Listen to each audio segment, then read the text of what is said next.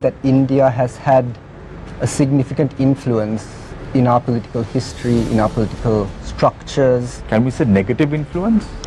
Look, if you say negative influence, I'll give you an example. But there's positive influences as well. But since you mentioned the negative, I'll start with the negative, okay?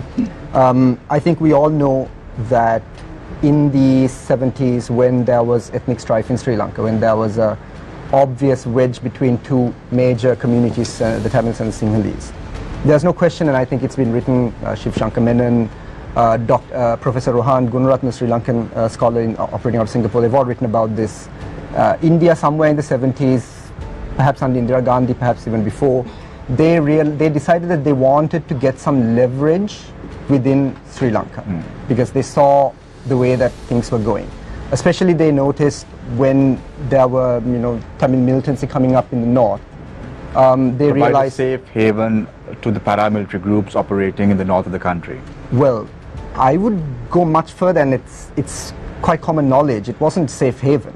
It was far more than that. I think there was training, and not just within the southern state of Tamil Nadu, which I think is what we generally accept. But there's been, I think there was a great podcast with Major Sapru, who is a former elite commander of the Indian elite forces. He served for the IPKF, with the IPKF in Sri Lanka. And he was talking about how even within his platoon, he was in charge of a pretty large platoon, they understood that India was playing a double game, that the center and the Tamil Nadu government were supporting the very people that they were going out to fight. And it's, I think there's a lot of evidence of a base just outside of Dehradun. Dehradun is in northern India, and that is one of the premier paramilitary training places, camps in India. And there's a lot of evidence that Prabhakaran himself received training there. So there was also a period which was uncovered about 10 years ago when there was a story about Indira Gandhi and how she set up plans to invade Sri Lanka. I think this would have been 1983, 1984, if I'm not mistaken.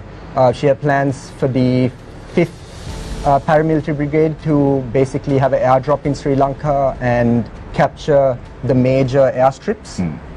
So this was the precursor to the F-15 fighters, the fighter jets that came to drop supplies to the north. So